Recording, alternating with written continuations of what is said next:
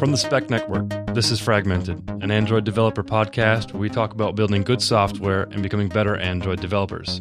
I'm Don Felker. And I'm Kaushik Gopal. Welcome to the show. We'd like to thank Microsoft this week for sponsoring this episode of Fragmented. Microsoft's here to promote AppCenter, which is a continuous integration, delivery, and feedback suite of cloud services for Android applications. So hopefully that kind of rings a bell. With AppCenter, you can automate your Android applications development lifecycle in regards to building, testing, distributing, monitoring, and push notifications, etc., which kind of helps you ship all those high-quality 5-star apps. As we know, building a development pipeline is kind of a big pain, but AppCenter aims to make that a lot easier, and you can get started in a few minutes. You can just connect your GitHub or Bitbucket repositories right there in the cloud, and you can immediately start building and testing on thousands of real Android devices. You can also distribute your apps to beta testers on Google Play and monitor real-world usage and crashes and analytics data with their built-in tools as well. The cool thing about AppCenter is you're not required to use every single one of their tools. You can pick and choose the things that you would like to use and just use those if you'd like to and start connecting it to the existing tools that you may already use. Now, if you're interested, you can sign up at appcenter.ms, get going and get your apps building and spend less time configuring servers and worrying about development pipelines and more time coding and solving real-world problems.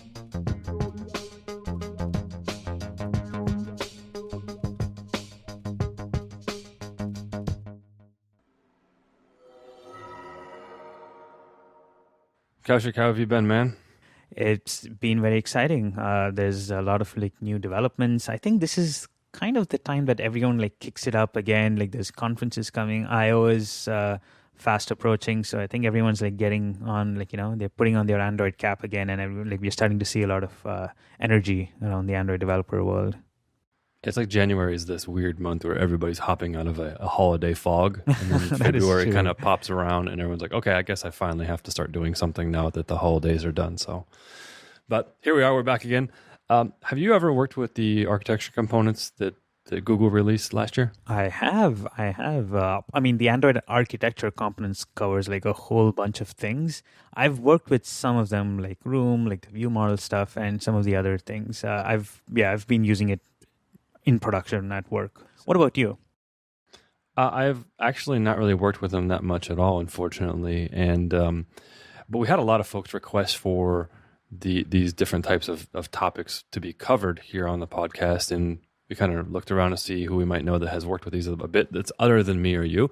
And I'm actually working with an individual over at Caster.io, and he's helping create a course around Android architecture components. And I figured, what would be a better person to talk to than someone who's in the middle of teaching a course covering these exact topics? So that's what we're going to do today. So without further ado, I'm going to welcome Akshay to the show. Welcome to the show, Akshay. Thanks, Don. Thanks, Kaushik. Hey. Akshay, for folks that aren't familiar with you, or maybe where you are, or what you've done, could you give folks just a brief rundown of who you are?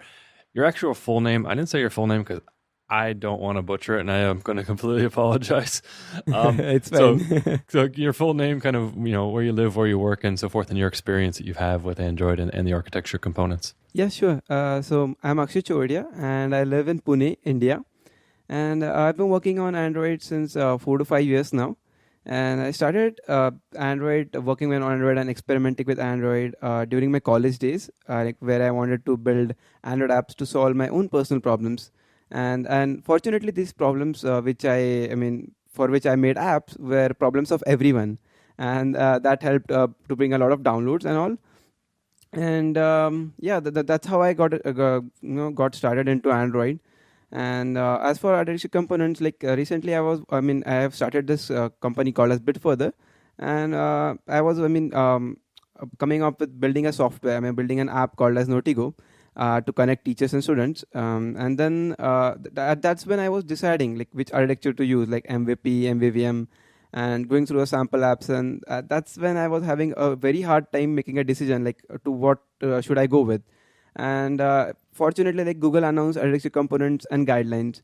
And as soon as I read about them, I just watched the I/O videos, and as soon as I watched that, I instantly knew how amazing and fairly simple they are. Now, I haven't worked with them too much. And now the architect, as Kaushik said before, there's a bunch of stuff that's involved in the architecture components. What kind of stuff, for folks like me who haven't really played with it much, what stuff is inside of the architecture components? I know there's a few things in there, but what are those things at a high level?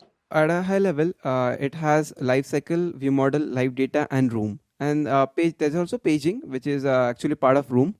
And these components help solve a lot of pain problems which we face as an Android developer. At this point, what we should do is maybe break it down. So let's dive into some of these things. Does that sound like a good idea? Fantastic. Let's do it. Kaushik, do you want to kick us off? Awesome. So where it starts, and this is the draw mostly for many folks. I don't know about you, Don, and you, Akshay, but typically, if there's one thing that Android developers love complaining about, right? Basically, fragments. And one of the reasons why we like to complain about fragments is that it's yet another lifecycle chain that we have to intricately be aware of, right? The activity lifecycle in itself is, kind of complicated if you think about it. If you've never if you've never worked with the mobile development world, right? So Android architecture components introduces this lifecycle stuff, right? And there are a bunch of things associated with this. Why did they maybe introduce this? Or what is the need for having this with the Android architecture components? Could you help us understand that? Yep, sure. So lifecycle, is a thing which seems very obvious at first. But when you when you start using it, you find it very difficult to manage, and it's very easy to mess with it. So let's say you want to send a network request probably from in OnCreate or something, and then update the UI when the response comes back. And now here your app might crash when you rotate your device or something, and that's because you didn't cancel the request in on pause or on stop. So that's how it is easy to mess with the lifecycle and do something wrong. A lot of Android developers have faced this problem and complained a lot about it, and that's the reason why Google came up with this lifecycle component. And so that's how it came into picture. Now, so we have, from what I've gathered, and I've taken a look at the docs a few times now, they've released some of these architecture components that help with the life cycle, like you said, because again, as Kaushik said, we kind of have these nested life cycles, the activity life cycle or the fragment life cycle. But now we have these things I think one of them is called Lifecycle Owner, and then we have Lifecycle Observers. What are these two different things? Or, I guess maybe if the lifecycle owner might be the better place to start. What is a lifecycle owner, and why is that important inside of the architecture components? And maybe we have to talk about both of them. I'm not too sure. You're kind of the expert on this here. So what's the lifecycle owner? So the lifecycle component helps us by solving the lifecycle problem. So it does that by making the lifecycle observable, and to make it observable, it has added this interface called as Lifecycle Owner. Okay. And this interface is implemented by our UI controllers like Activity and Fragment. So by using Lifecycle Owner interface, these UI controllers are able to expose their lifecycle. That means we can observe this lifecycle which is emitted by the activity or app compact activity or fragment. Okay, so it's an observable, like a pub sub kind of thing. I can subscribe to maybe events. Let's say I have my application that's already built right now, or I'm getting ready to write one, and I want to use this lifecycle owner. Do I just implement the interface myself, or do I have to extend an abstract class, or what does that look like? So you don't need to implement it because the app compact activity has already done it for you, and that is done since support library 26.1.0. But in case if you're wondering if you don't want to use app compact activity for some reason, then you can definitely, implement this interface and write your own lifecycle owner. And aside, there are very few reasons not to use app compat activity anymore. So exactly, for folks listening, there's a 99.4% chance that you should probably just be using app compat activity. I thought it was 0.3. 0.4. We'll have to see updated figures on that. But okay, all right, okay. One thing that's very interesting about this is how even the Android platform sort of graduated in its thinking about this. If you've been working for 4 years, right, folks will remember when we started out, there was just activity, and it goes back to composition versus inheritance, right?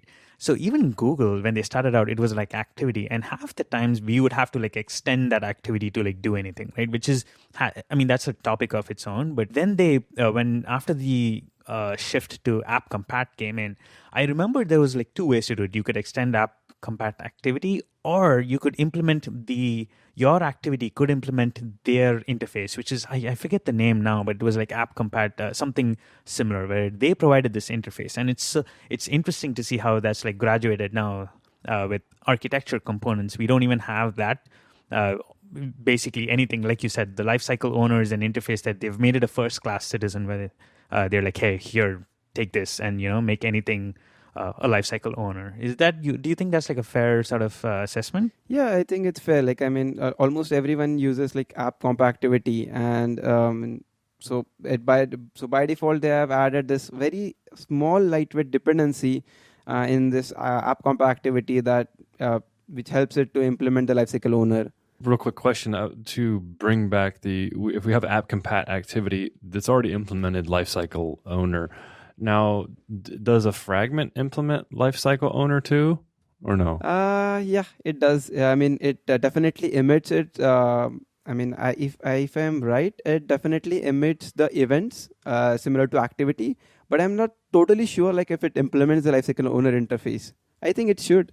I'll need to check that out, but for sure. Okay. I like this idea of lifecycle owner, but why would I need this lifecycle owner, right? So so there's a two-part question. Can I make anything a lifecycle owner? Can I just have like this, driver or like, user class that I have on the side that I can make a lifecycle owner? And two, why would I need this, right? Can you think of like situations where I won't actually use like this lifecycle owner? Yeah, definitely. So first of all, like you will need to, if you have this lifecycle owner interface implemented, you will be able to emit lifecycle events. And so that means when you emit these events, you will be able to observe them. So why this is useful? So let's say like you're building a music player app. So basically, like if you want to be a good citizen of Android, your music player should pause the music when the app goes into background, and resume the music when it come back. When you open the app again. So in that case, like if you're observing the events emitted by the lifecycle owner, that music player will be automatically able to pause and resume the music. So instead of we adding the code in on pause and on destroy of pausing and stopping the music ourselves. So like it would be like a world like you just play the music and forget about handling all this tedious stuff. Interesting. Now that I think about it, we mentioned activities and fragments, right? Do views, like Android views, are they lifecycle owners? No. So basically, when you implement the lifecycle owner interface, you will need to, it adds a method called as getLifecycle, which is used to expose the lifecycle of the UI controller. So that's the reason like only activity or fragment might, implement this interface and not views or something else, because they don't have their lifecycle, their own lifecycle. So in a nutshell, like you will implement lifecycle owner, or there will be a lifecycle owner interface where there's a lifecycle involved. Like whatever, like any UI controller which emits the lifecycle, that's the best place where lifecycle owner comes into place. I was trying to find the docs to get some clarification on the fragment stuff, and I found here that it does, as Akshay was saying, the lifecycle is implemented by the fragment and fragment activity. So it looks like you do get those out of the box with the fragment, which is nice. We'll add a link to the show notes for that too, though. So now we have these lifecycle owners. We have like activities that do stuff. We want to know when we're going to be in the on resume or in the on pause or whatever particular lifecycle callback that we're in, because we need to do something. It could be cleaning up a resource, stopping music from playing, doing whatever, canceling a network request. Now, when I want to get notified of these, how do I, it looks like the lifecycle owner provides an observable of some sort. How do I actually subscribe to these type of events, Akshay? What do I need to do as a developer to say, hey, I want to know when on pause is called? What would that look like? Yeah, so that's an interesting question. So in order to observe these events by lifecycle owner, you need to have a lifecycle observer. So you can add n number of lifecycle observers like for different reasons, and this lifecycle observer will be able to listen to particular events triggered in the lifecycle owner. So let's say like lifecycle, you add a new lifecycle observer, and in that you just want to listen whenever this on destroy is called, so that you can clean up the resources. So this lifecycle owners can emit the events which will be observed by the lifecycle observer. Okay. Now, the observer I guess who uses the observer? Is that put on is it an interface? Is it an abstract class? I guess I'm kind of trying to figure out where I'm going to use this and how do I wire it all up together. And maybe I missed that from the previous answer, but I'm still kind of have a disconnect there. Okay, so Lifecycle Observer is actually an interface. So when you need to you just need to create a basic class, and you just need to implement this interface Lifecycle Observer. And in that, you'll just add any number of methods and use an annotation called named on Lifecycle event, and just pass the which event you want to listen to. And whenever that event is triggered, you will get a callback in your Lifecycle Observer. So that's the place where you will do your setup or something. So like I said, if you create an observer, Lifecycle Observer, and add a method which should be called when onDestroy is called. So in that method, probably you'll do a cleanup of resources. So I could maybe have a method that says do I have to name the method anything particular, or can I just name the method like Kaushik is the man? Yeah. and then annotate it with the that I want to get notified of on pause event, and then Kaushik is the man will get called, and we know. Yeah, definitely. I mean, you can do that. You can name them anyhow you want, and you just need to specify the right event on which you want to, this function to be triggered. And that's also, if you look at it, there's also any event.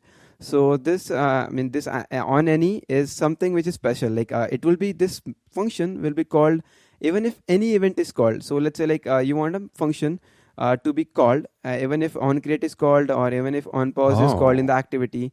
So at that time you'll use on underscore any. It's an different parameter. That's kind of cool. So I can just anytime any lifecycle event happens, maybe I want to do some specific logging. I could just say, exactly. Hey, this event's been called. Mm-hmm. Yeah, that's exactly the thing that I was thinking too, right? I was like, when I need it, logging, right? Just because we think, there's this stupid thing that's happening and I don't know which event is necessarily causing this. I can imagine using the any sort of utility, basically putting a log there, and then as you look through your logcat, you can probably probably debugging is a good use case here, right? Exactly.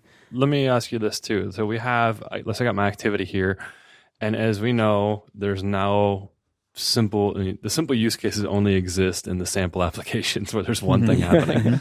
In real world, we have 80,000 things happening, and I may have multiple different objects that need to get notified of these life cycles. Can I subscribe these multiple different observers to that one lifecycle owner? So if I have an activity that's running and I have these 5 objects, can I subscribe all 5 of those objects to that as observers? Yes, definitely. So you can have any number of observers, and you could just need to add them in your activity that these are the observers, and they'll be able to listen to all the events emitted by that activity then. Oh, interesting. So because my activity is a lifecycle owner, essentially it's capable of adding lifecycle observers to it. So in Don's case, where he wants 5 objects to sort of listen to these events, in the activity that causes these events, I would add each of these observers. And you're saying there's no limit to the number of observers I can add to a lifecycle owner? Yep. Perfect. But quick question. Does it matter where I call this? Because yeah, that's a good question. I think it's a lifecycle.add observer or something. If I remember right, that's the method, right? Do I have to call it on create of the activity? Do I have to? You can't. It wouldn't make sense to call it in the constructor or the initialization, right? So where do I do that? Yeah. So that also depends. In case you're listening for on create and you add this observer in on pause, then probably you'll miss the on create event of the activity then. Got it. Okay. So ideally, maybe add it as early on as the events that you are interested in listening to. Yep, and this lifecycle observer is mainly useful for people who are library developers. So let's assume if a library is there and let's say retrofit or something, and just imagine that if retrofit can just clean up its resources when on destroy is called, or pause the network request when on pause is called. So developers and in the end users of the retrofit library, they can just hit the network API from on create and forget about canceling or stopping the request or something like that. Oh, that's so interesting. I never thought of it in that angle, where even library developers could implement the interface and then just like that, they can do, oh, that's interesting, a lot of boilerplate, or maybe like some cool functionality can be pulled off that way. Yeah. I also think about it where if you have like a generic class, right? And I'm sure like if anyone opens up their Android app right now, they'll notice there's a ton of stuff we do on create of our activity, on destroy, on start. One of the major reasons that our activities become God objects is because of this, right? Because the things in the lifecycle that we just need to do and they need to be there, and that tends to like bloat our class, right? And one of the things that gave me so much joy with this Lifecycle Observer thing is I could peel a lot of like this functionality out into independent classes. I could convert them into Lifecycle Observers. And all like basically what happens is that single line of code, all I have to do in my activity now is like lifecycle.add observer of the class that I'm interested in. And in that class, I could move all that logic into the class, and I don't have to necessarily worry about it clobbering with other things or my activity becoming like this guard object thing, right? Yeah. And another huge thing that has like in the past, like I've been like sort of trying to develop this philosophy of coding, which is write code that can be deleted, right? And maybe this comes from like the startup mentality where like you never know if anything is going to live on for, more than a month or so. And I know, Don, you'll relate to me with this one, right? So one thing that I've found that actually indirectly improves my code is if I write code that I know, if I force myself, I'm saying like tomorrow, if I had to like delete this code, is it easy enough for me to do? And this sort of enables that because all I'm doing is adding an observer. So if I want to delete this code from my activity, right, I can just like comment out that line that says add observer, and like just like that, all of that is taken away. But if you think about it, if I had an activity with, if I had like all this logic interspersed in my activity, I'd have to like comb through all those lines and then remove it. And then, I missed that out. So like this is just one thing that I felt was, really beneficial. Yeah, it is really useful. And one point which I would like to add is like these events, like I talked about these events, you can observe all these events in Lifecycle Observer, but I didn't like mention like what's the order. If you look at it, like so like in, let's say like in Lifecycle Observer, you want to listen for onCreate, and so the question which comes to everyone's mind is like, will the onCreate of activity first will be called, or the onCreate of Lifecycle Observer? But wow, yeah. Now I want to know. Inquiring minds. Yeah. So it's it's a bit of both, and so initially like for the from onCreate to onPause, or you can say the onResume, from onCreate to onResume. First, the activities methods are called. Like let's say like activity got opened. First onCreate will be called, and then Lifecycle Observers onCreate function will be triggered, and it will be the reverse for from onPause. So let's say like the activity goes into onPause. First, your observer function will be called, and then the onPause of activity is called. Which is nice. That makes sense too, right? Because, and I mean, I'm thinking out loud here. And the reason I would want to do that is like, say if I have some UI work that I want to stop doing, then you potentially want to stop the work right away. And this would be the work that's contained in your observer, right? Do you think that's the thinking? Like, because I can think about maybe a problem where if they call the lifecycle first saying on pause, and you've already dispatched some event, then boom, like, you're going to get a crash. So intuitively that makes sense, but I never stopped to think about it. It's one of those weird things where you don't know it until you kind of get right down into the metal and you're actually writing the code and you're wondering like, wait, which one's going to get called first? So knowing that up front is actually really useful. It's kind of one way and then it flips itself on the way back. So which is exactly, it flips itself. But speaking about these lifecycle event orders, right? One thing that I also want to, this is an FYI in the architecture guides. And again, we'll add resources like Don said. It's fantastic. It's like chock full of like these interesting tidbits. One of these things that I ran across is there's like this kind of problem with handling OnStop events specifically. And I won't go into too much of the details, but we'll make sure we add a link and listeners should take. This is a very tricky thing. Typical events that we think about on stop, on create, on start, on stop, these make sense, right? But there's also another very common method that we're used to overriding is essentially on-save instance state, right? An on-save instance state is not actually a traditional lifecycle event like you think about it. Akshay, correct me if I'm wrong. the on-save instance state is not something that I can override. Like you mentioned, I could listen with these annotations to the other events. I don't think you can do that for on-save instance state, right? No, you can't do for on-save instance state. Only like on create and all the lifecycle of activity. Right. So, and I mean, there are like different reasons why, but then typically you would expect some things to happen like an on-save instance state, right?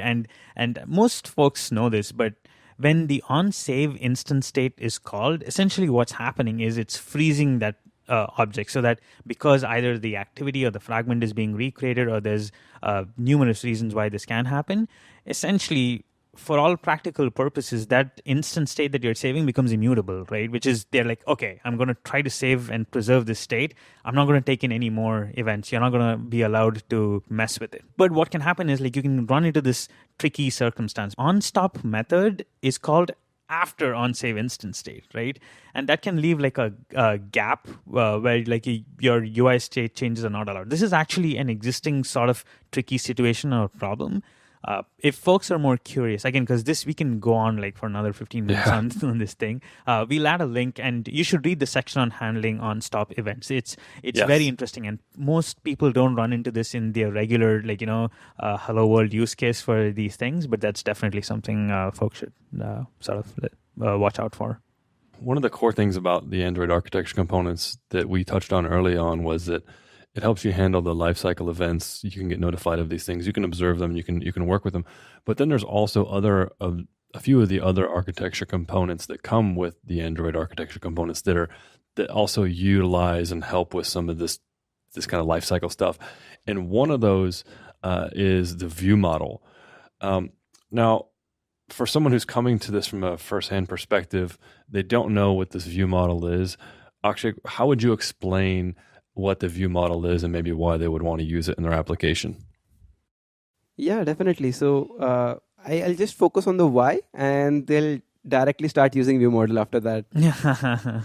All right. So almost all of the Android developers probably maybe like at the start of when they were learning Android, they might have faced this problem where they rotate the activity and the data is lost, or even sometimes the app has crashed. And a lot of Android developers complain about this problem, but no one, very few know how to solve this. Yeah, so ViewModel is there to save us from that. Basically, we have been taught since beginning that activity can contain. Basically, Android team or Android documentation never said that you should not put your business logic in activity. So what happened is we inserted everything into activity, all the UI logic, all the database logic, all the networking, everything in one, which ended up making God activities. And when we rotated the device, everything screwed up. Oh yeah. If you want to find out if someone's worked with Android development, right? This is almost like the starter question, learned lesson that's passed through the generations of Android developers. You're like, okay, this is 101.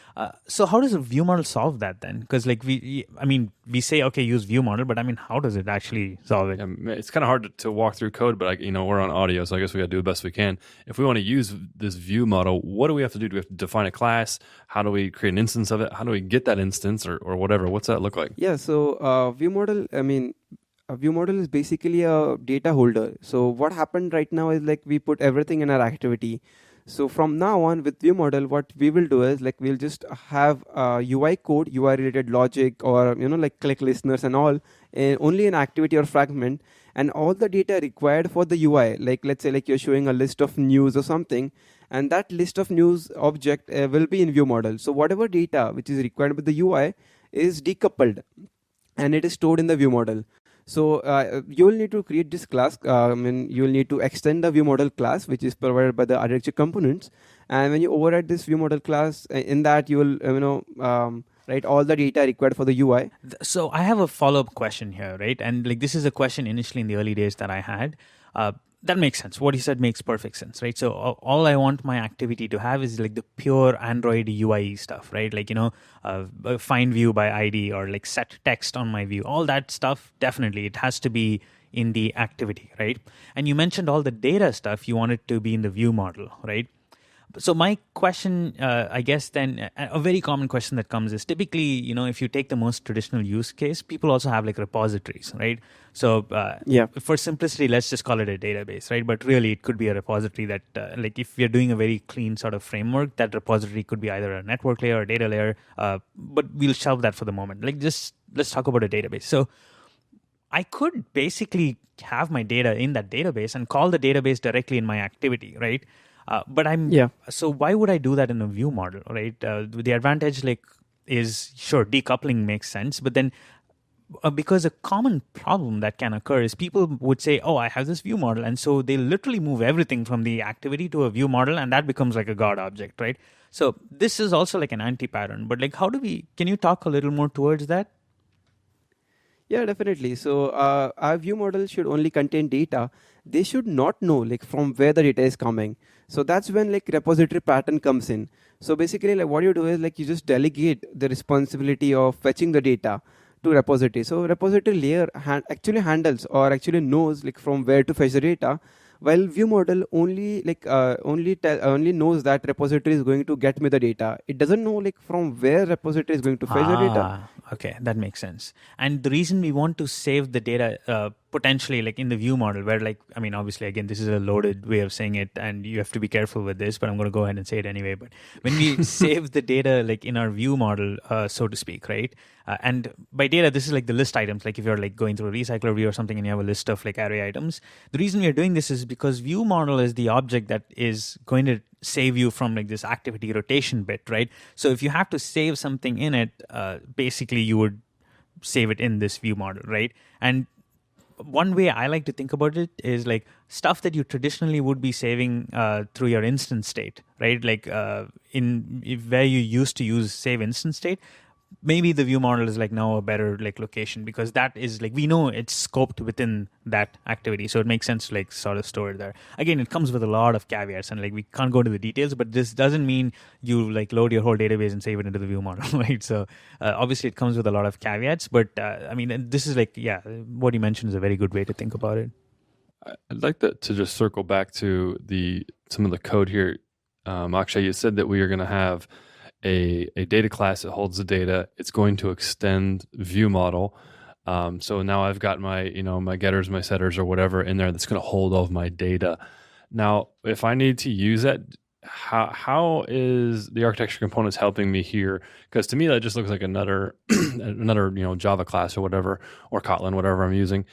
How does the data get persisted across, like a screen rotation or something weird like that? How do I get that object? Do I create it manually? Is there a way to do that, or what is that? So that's an excellent question. So architecture components, this view model component performs magic under the hood actually using the view model provider. So view model providers is a class, and basically it's like a factory pattern. So what you do is like whenever you want an instance of your view model, you just use view model providers and get the instance of your view model. So now the reason like why we use view model providers is so that like when our activity rotates, so what happens is like let's assume that you have an app and it has its correspondence view model, so an activity and its view model. And when your activity rotates, it is basically destroyed and recreated. And that's when like the view model provider, what it does is it reattaches the same view model again to the newly created activity. That's how like view models survive configuration change, and that's the reason like how it can survive the screen rotation. Oh, interesting. So the magic in quotes here is that when we create this view model, we are associating it using this view model provider API thing, and that's how the activity knows to do the magic, because like, oh, when we created the last time, this view model provider factory was used and it's sort of going to generate this. So basically, when the activity gets recreated on its own, then essentially it just looks back into this place where we have provided the view model. Is that like the understanding? Yes, exactly. So you rotate the device and rotate the activity is rotated, the same view model is reattached to it again. So it's almost like a little mini cache of some sort, or kind of just saying, hey, create this object for you. It gives me a new instance through whatever method it does that. We do some work on whatever, the activity gets recreated. We tell it again, say, hey, create this one. And internally it probably, and I haven't looked at the internal, so I'm just kind of speaking off the top of my head here. Internally, it probably says, hey, we have an existing instance of this, and here's that instance. Go ahead, and it's got the existing saved data. Would that be a correct assumption? Yeah, so you can think of in a way of cache. It actually, if you look at it internally, the ViewModel providers uses an hash map to maintain this caching logic. Oh, interesting. So I had like a follow-up question. When I think about my actual code, right? And again, when we talked about like this whole repository thing, typically, the way we do this, like, if you're an Android developer who likes to be on the new cool and hip things, is essentially Dagger, right? So Dagger uses a lot of these things to inject what we want, right? So if I wanted a repository like we talked about in my view model, typically the way I would do it is like, inject it in there, right? If when I create a view model, right, how do I create a view model? Do I actually call the constructor? And if I call the constructor, am I not passing in like am I not like doing the injection myself? And also, when the activity is recreated, how does it know to do like that injection on its own, right? Can you talk a little about that? Yeah, so it's recommended that you don't create instance of your view model by your own hand. So only if it's testing, then you definitely go for it. Like during testing, you can create the new instance of view model. But in your actual code, you'll use view model providers, because if you don't use that, you'll lose the magic which I talked about a minute ago. That's like a huge point, right? So essentially, we shouldn't be calling, even though this view model, all we're doing is extending a view model, we can like call it directly, using new or like the constructor. We should use the factory pattern that's provided, which does the same thing for us, but essentially that view model provider factory thing creates it for us, right?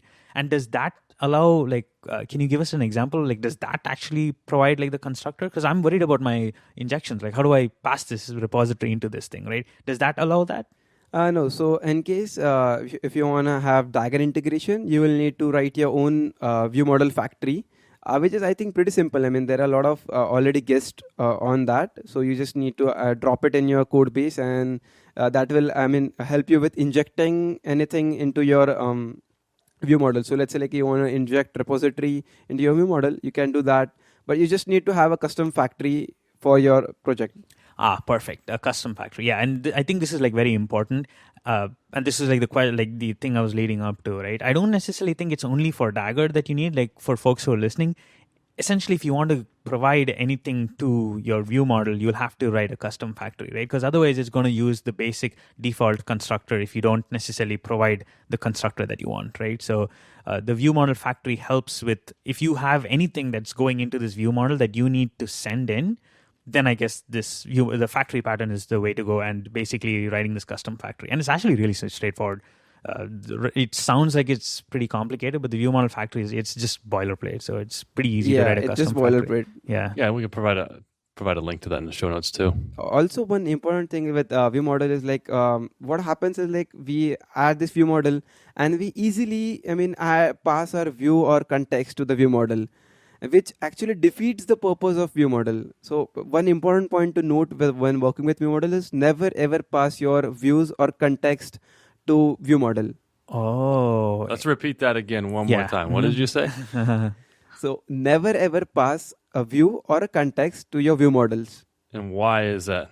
So that will defeat its purpose of surviving the configuration change, because if you pass a context or something, and when the activity is rotated, that context is actually lost. So that means that's a memory leak which you'll face, or maybe it will lead to a crash. Part of the objective here with the view model is so that we can make the logic that we typically add there unaware of like this lifecycle event, right?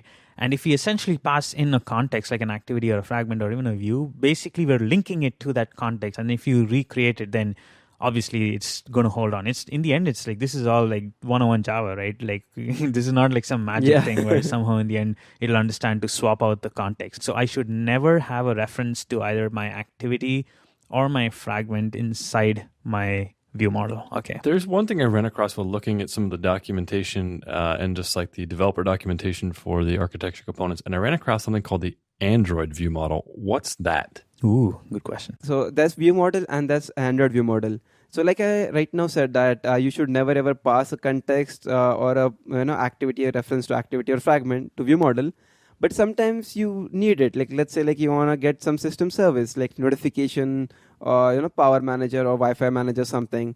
So that's when Android ViewModel comes into picture. So with Android ViewModel, you get application scan text inside the ViewModel. Oh. One of the most common reasons like why I feel I always need to use Android ViewModel, when you want to send string like a resource respected, like if you need the resources object, right? And you need to like send back a string, you could as a parameter pass in the activity of the fragment, but as Akshay said, that's probably not a good idea.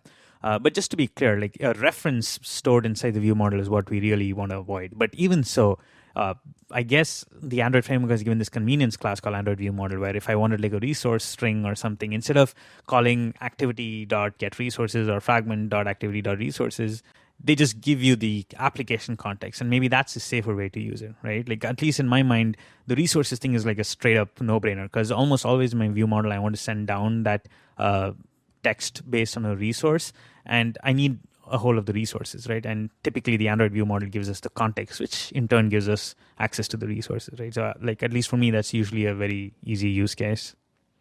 Yeah, and in case you're like a Dagger fan, you'll probably be injecting a lot of things. So that's I mean that's when you will not require Android ViewModel. You will probably go with the regular ViewModel.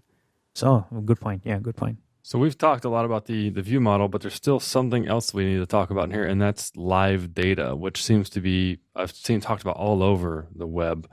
Now, what is LiveData? It seems like something that changes just from the word live in it, but what exactly is LiveData, and like kind of what's so special about LiveData in general? So LiveData is basically an observable data holder, like which what that means is like it is used to observe changes in the data and then update the UI based upon it. I mean, if you think about it, it's pretty similar to like what RxJava does right now. Interesting. So you're saying it's an observable data holder. Okay. So is LiveData like an actual object? And I mean, again, I'm asking very stupid questions because when I started out, I was like, I think I know enough RxJava. I'm never going to learn this new thing, because that's just like the old developer in me, the Ludit developer in me. But out of curiosity, now that you bring it up, I have questions, right? So is LiveData, is that like an interface that we have to implement? Is LiveData something that's like returned as a wrapper object? Like what is this thing? And also, so is it like the equivalent of an observable? Like can I, like in my mind, can I think a LiveData is equal to an observable? Okay, let me answer that one by one. That's quite a lot of questions. So basically LiveData is a class, and you just wrap your data with LiveData. So for what that makes is like so let's say like you have a list of items coming from some source, like some repository, and just wrap that data with LiveData. So whenever that data changes in the source, you will automatically be updated about the change, and then you can instantly update your UI based upon the changes in the data. So in my mind, I equate it to like an observable or a flowable, right? Because essentially I could have an observable of my data object, and anytime my data object changes, it's emitted through that observable, which I think is exactly what LiveData is doing, right? So anytime the data inside your LiveData wrapper changes, it emits that data, right? Yeah. So, but a very important difference between like LiveData and an observable is like LiveData is actually lifecycle aware. So that means like it won't send updates to the UI when your activity is paused or destroyed state. It will only send like when your activity is live. Like let's say like it's in started or resume state. So I mean that's when the user is actually looking at your app, and that's when it makes sense to update your UI when the data changes. Oh, that's pretty cool. So if I think again, like my understanding of LiveData is now with all these RxJava in my head. Typically with RxJava, what I have to do is I add it to like these UI composite disposables. Essentially, you add it to like this disposables, and then on resume or on pause, I remove the UI disposables. On whatever, on create, on destroy, I remove the the other disposables in order to prevent memory leaks. But what you're telling me is LiveData does this automatically. So I don't need to necessarily do it for like those common Android use cases. Exactly. And LiveData is an excellent example of Lifecycle Observer. Oh. So like if you remember, like I said about... Yeah, boom, mind blown. So LiveData does that by maintaining count of active subscribers. Like if it finds that there is one or more subscriber which is active. So by active I mean that it's either in a started or resume state. So if it finds that if your activity is in started or resume state, then it will send the changes in the data to update your UI. But in case there are no active subscribers, that's when it will not send any updates to your activity. Got it. I guess like now my question is, how do I create a live data? And the reason I thought of this question is because you said, oh, well, it keeps like, is anyone like registered? It keeps a count, right? So I imagine that means we have to do something, right? Like we have to tell, hey, increase count or something. So how do I create a live data? You won't need to maintain the count or something. It's already done by LiveData. But and if you want to make your data a live data, then you just basically wrap your data in LiveData. So is it like in a type? Like is it a generic type or what? Yeah, it's like a generic type, and you just pass the generic as whatever your data is, and it becomes Lifecycle Observer. Lifecycle-Aware basically. Yeah, like if let's just say I have a first name as a string, and that string changes, and I've made it as I've created it as a live data of type string, then that gets changed, and I'm maybe subscribed to watch that live data. I'm observing it. Then at that time, my callback will be invoked when the string changes. Is that correct? Yes, that's absolutely correct.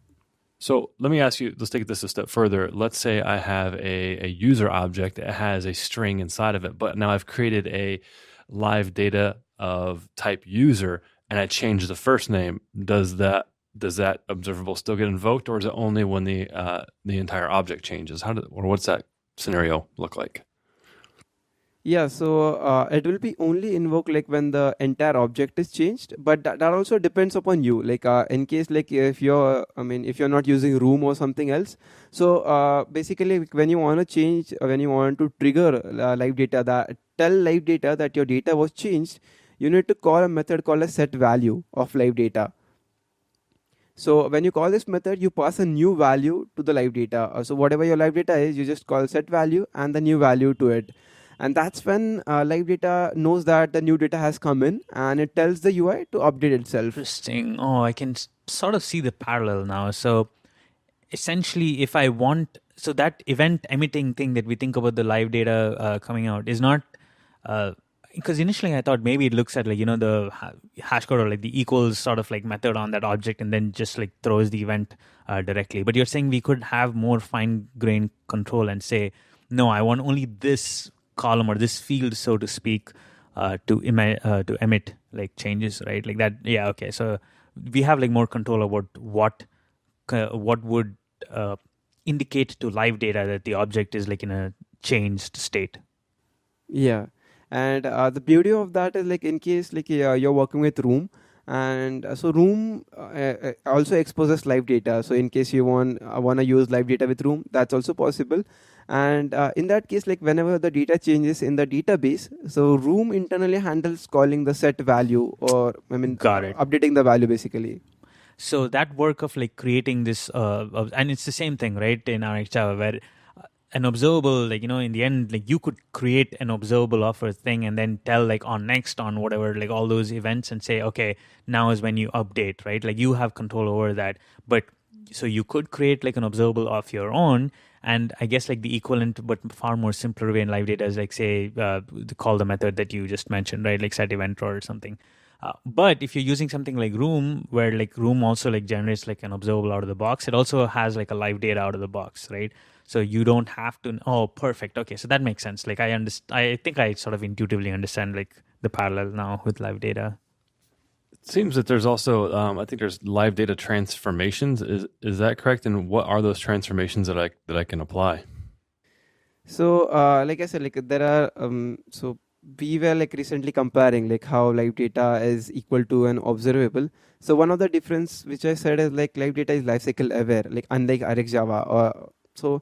But if you look at RxJava, it has a whole set of these operators. Which you need to learn, and all this marble diagram and all that stuff.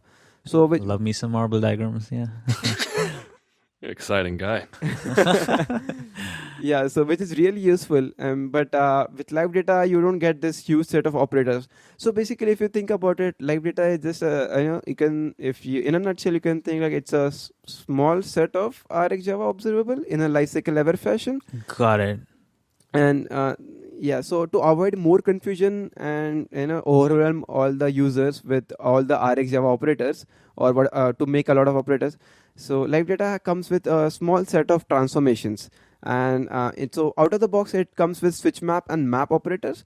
So these are useful, like when you wanna do something when your source live data changes. So very good example of that is, let's say you have a list of showing you have an activity showing a list of items, and when you click on an item, you show a details page. It's a very common use case, and that's when when this transformations can be useful. So probably you can listen when that let's say when you click on the list item, a particular item, and you pass the ID through the intent that this is the ID, this is the item which has been selected, and that's when when you set that new ID value to your view model, and then you'll apply some transformations. Let's say you'll apply map transformation, and you will come to know that that ID has been changed. And with the ID, then you can fetch the new and you fetch the the data for that ID basically, and show it on the UI. So that's when transformations are really helpful. Interesting. That's a very different way of thinking about it. I'm digging it. So out of the box, you get map and switch map. And do we write more custom transformations, or is there an additional library? Like, for example, another thing I think that's super useful, in the Rx Java sort of parlance, is maybe flat map, filter, all of these are transformations that are pretty common. Are these things that we would have to write, or does this come on its own, or can we are people writing transformations that we can use? What's the story there? Unfortunately, you will need to write them.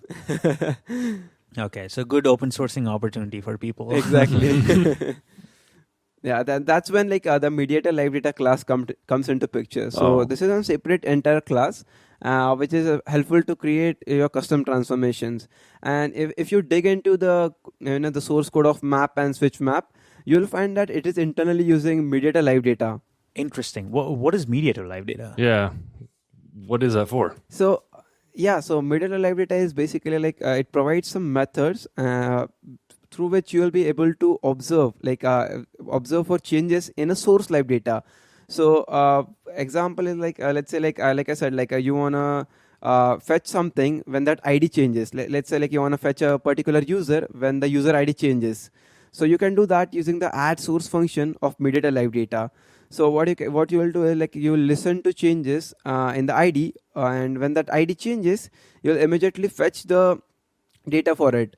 So using the add source method basically. Interesting. So it's almost like a trigger block of sorts, right? Where you could say on whatever this thing happens, do this other thing. At least that's how I'm thinking about it. Yeah, it seems and I'm looking at some of the documentation here. It looks like you can observe other live data objects and react to when they change. Yeah. It's almost like chaining. Interesting. Yeah, it's kind of. Yeah. So that's how you can create other transformations like flat map or filter, something like that. Got it. More open source opportunities. So the live data thing is interesting because we have a lot of instances inside of our rich Android applications that we have lists of data for whatever reason, and sometimes those things change and we need to make the UI react to those changes. How does live data work with things like list views or recycler views and such? Yeah, so it works perfectly with RecyclerView. So what you will do is you'll just let's say you want to show a list of news using RecyclerView on your activity. So what you will do is you will create a view model in which you will have a list of news, let's say, and you'll wrap that list of news with live data generics. And that means your list of news is now observable basically, and you will pass that live data of news using a function in ViewModel, and in your activity you will observe for the changes in that live data of news. So whenever that live data of news changes, an on-changed callback will be triggered in your activity. And that's when you will update your UI. Like that's when probably you'll call notify item data set changed, or whatever you have to update your UI, like a diffutils or something, or swap the data using a swap function in your adapter. Interesting. So do I have to manually do that, or is there like an recycler adapter as such that like just does that for me? Because like now suddenly I'm like, I don't want to deal with that. Like, I mean, this things like LiveData Observer, like, isn't the whole point that it does it on its own? So no, I mean, you'll need to call. I mean, you'll need to manually handle calling the adapter to tell that the data has been changed. So I think that one of the reasons like why that's like because there are a lot of different use cases. And, interesting. Yeah. Okay, that makes sense. So essentially, I would expose that live data wrapped sort of object, and in my adapter, I would like listen to like when the events have changed, and when it has, I call notify data set, right? Change or something. But part of like the thing with RecyclerViews is also the good way. Like nowadays, the big no-no is like doing adapter.notify dataset change. You got to like say item inserted, item removed, item deleted, and all those things, right?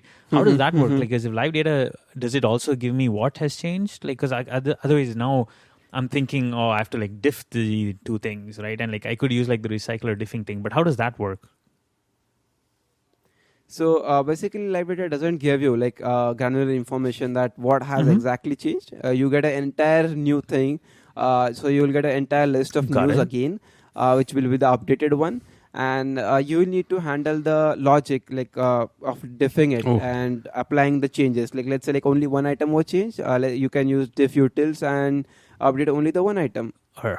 Yeah, but I mean, again, I can. It seems like this is something that we should have like a library for. So if like Google's not already working on this, or good opportunity again for someone to, because I mean, I would like immediately. That's like the first thing that comes to my mind, right? Because I don't want to deal with all of that. So I think and one more thing is like you will observe these changes in your activity, not in the adapter. So your adapter, I mean, your activity basically handles all the changes in the data. Or click listeners and all that stuff. So we've got a ton of information here that we've covered, and the funny thing is we still even haven't covered all of the Android architecture components, but thankfully we have Room is kind of the big elephant in the room here, but thankfully we have already actually covered Room in depth in episode number 95. So if you would like to listen to Room, please check out episode number 95, where we interviewed Florina from Google. We'd love to talk to you about it right now, Akshay, but we're just kind of running low on time here. So for folks that are listening, please check out episode 95. But I do have a question regarding there's something called the architecture guidelines that Google released. What exactly are those, and are they related to the architecture components or what? Yes, so architecture guidelines are one of my favorite. So previously what happened was like Google never gave their opinion like on which architecture should you use. They said that you can go with anything like which you want for your use case. MVP, go for it. MVVM, go for it. God MVC, activity, go for it. Yeah, and there was always a confusion. Like if you are a new developer, like especially I faced a huge problem. Like what should I go with? Like I mean, everyone was saying that this MVP is good, MVVM is good. So I was like, okay. What should I learn basically? And Google never said that. And fortunately with architecture guidelines, they're like saying that this is the recommended way on how you should build Android apps. And in the architecture guidelines, they have basically mentioned like how you should build apps, like from where should you fetch the data, what should be your networking library, what should be your database library, and stuff like that. So one of the question like which Don mentioned was like how this is linked with architecture components. So basically in architecture guidelines, they say that then they have used all the architecture components which we just talked about. So combining all the architecture components and on the guidelines, you can build robust and testable apps. That makes sense. And I mean, many of the friends of the show that we know at Google have also worked on some of these architecture guidelines. So it's nice to finally get an opinion from Google, especially because the most common question is like, I know all of these things individually, but it's so versatile. Like you could, for example, even like LiveData, there are a bajillion ways I can think about using it, right? So it's nice to finally think about like how when the creators like, conceptualized these things, how they envisioned it being used in a real Android application. Because in the end, that's all I care about, right? Like, great, good for you that you created this component, but if I can't use it, like, I don't care, right? So now that I know that it exists, it's also nice to know how it's recommended to be used, right? Because that's always the best way to learn something, right? Like in the end, like just using it somewhere. So like seeing an example. So it's nice to see that Google gives like this like on a plate, right? But I guess also the caveat is these are recommended guidelines for most apps. That doesn't necessarily mean it's a hard and fast rule, right? So this does not say any other way is incorrect, only use this way. And I think that's where like, as developers, we tend to get held up on some of these concepts. This is a very good recommendation. It isn't necessarily the only way, and maybe it's not even perfect for your specific use case, but I think that's at that moment, like you can go out of the box and probably use some of the architecture components and build your own architecture, something like that. I think one thing Kaushik and I have been preaching on this podcast forever now is that there is no architecture that's perfect for everybody. And the big thing that we really want to let folks know is like, don't get stuck in the middle of analysis paralysis, because nothing will kill your project faster than being stuck there trying to figure out, should I be using MVP, MVVM, this thing that Google said or whatever. Because if you're building a project or you're building an app for a company that's in business for a particular reason, they need that end product. Your end goal is to just get it out the door. If one of these things helps you get it done faster and more effectively, then use it. Otherwise, move forward. You'll learn more as you keep implementing it, and you'll realize which architecture makes sense for you, because one will make more sense than the other in the end. I should print that out and give it as a flyer for like every Android developer. I cannot express how important what Don just said is. Yeah. So I was gonna say that this architecture guidelines also help you, do testing, which is really, really important if you aren't doing right now. What's that? That's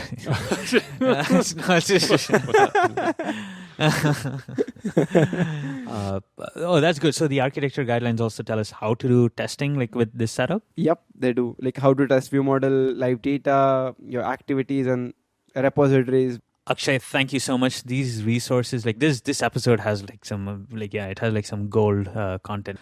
Thank you so much for coming on the show. Thanks for having me. So if folks wanted to like follow up, because I know like you're doing this, and I know like both John and Akshay are too gentle to like mention this, but obviously as we alluded to at the beginning of the show, like Akshay, actually you have a course on Caster coming up where you talk about architecture components, right? Yep. Yeah, and by the time this will be out, the course will actually, when this drops, I think the course will be free for a week. So if folks are interested and want to get their hands dirty with architecture components, learn more in depth, Akshay's course has tons of lessons on all these different topics, dives into all kinds of stuff. So it'll be free for a week. So be sure to check it out. If folks want like a more like direct line, if they want to like reach out to you, they're like, hey, Akshay, you talked about this MediatorLiveData thing, or like, I want to write this transformation, how to get started, or get more questions answered. What's a good way to reach you? So the best way is like Twitter. My Twitter handle is @Akshay_Chordiya. Okay. And we'll definitely add a link to that as well in case folks have trouble spelling Indian names. But Don, your name is kind of easy, so to speak. Well, actually it isn't for folks who don't know, but what's a good way to reach you, Don? You can reach me on Twitter at Kaushik Gopal. You can reach me at Don Felker. It's 2 N's, DONNFELKER, the same exact handle on Instagram. Feel free to send me a message. I'll do my best to reply. What about folks that want to reach out to you, Kaushik? I do not have 2 N's, but so on Twitter, again, the best way and probably like, the easiest way to reach us. And I'm also on Instagram. So yeah, there we go. Akshay, thank you so much again. It was a pleasure having you on the show. Thank you, guys. It was really awesome to be with you. Thanks again for coming on. Thank you all so much for listening, and we will catch you in the next episode. Once again, this episode of Fragmented is brought to you by Microsoft's App Center. App Center allows you to get going quickly with your continuous integration, continuous delivery, and build pipeline. Spend less time configuring, managing servers, and worrying about all that mumbo-jumbo, and spend more time writing code and solving business problems. Check it out at appcenter.ms. That's it for the show, folks. Fragmented is hosted by Don Felker and me, Kaushik Gopal. We edit and produce all the episodes here on Fragmented. Sarah the Amazing Jackson from the Spec Network helps with production assistance and wraps our final mix. Our theme and ad music is by the national recording artist Blueprint from Weightless Recordings. You can find more Fragmented episodes at fragmentedpodcast.com. Thanks for listening, and we will catch you in the next episode.